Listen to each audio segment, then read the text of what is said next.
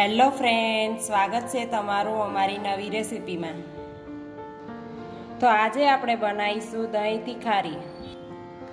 કોઈ તેને વઘારેલું દહીં પણ કહે છે। દહીં તિખારી માટે લસણની ચટણી તૈયાર કરશો।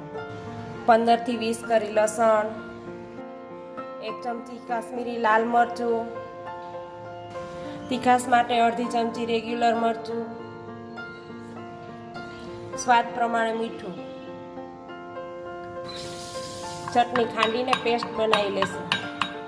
આપણી પેસ્ટ બની ગઈ છે, તેને એક બાઉલમાં કાઢી લેશું।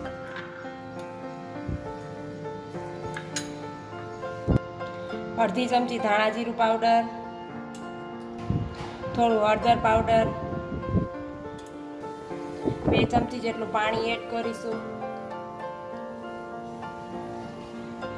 તેને ચમચીથી સારી રીતે મિક્સ કરી લેશું। એક તપેલીમાં 2 ચમચી તેલ એડ કરીશું।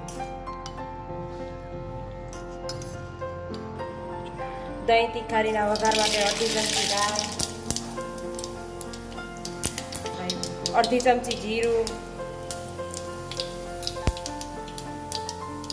અડધી ચમચી હિંગ, 2-3 મીઠા લીમડાના પાન, દહીં તિખારી માટેની ચટણી એડ કરીશું।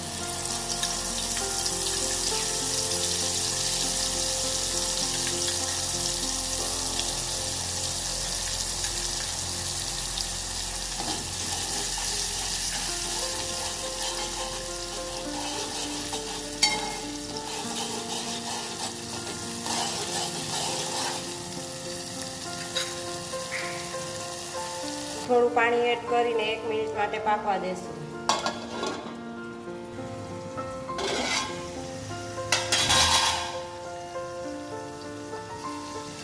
તમે જોઈ શકો છો કે બધા મસાલામાંથી તેલ છૂટું પડવા લાગ્યું છે। હવે આપણી ચટણી તૈયાર થઈ ગઈ છે। હવે તેને ગેસથી નીચે લઈ 2 મિનિટ માટે ઠંડુ થવા દેશું। હવે તેમાં પાણી વગરનું 1 બાઉલ દહીં એડ કરીશું।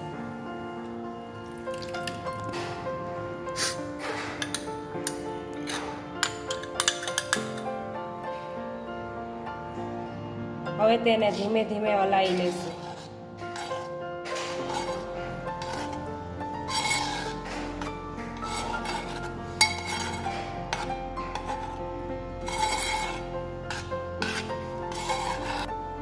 હવે આપણે દહીં તિખારીને એક ડીશમાં સર્વ કરી લેશું।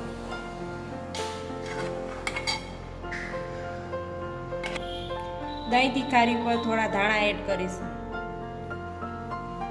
જો તમને મારી આ રેસીપી ગમી હોય તો અમારી ચેનલને સબસ્ક્રાઈબ કરવાનું ના ભૂલતા।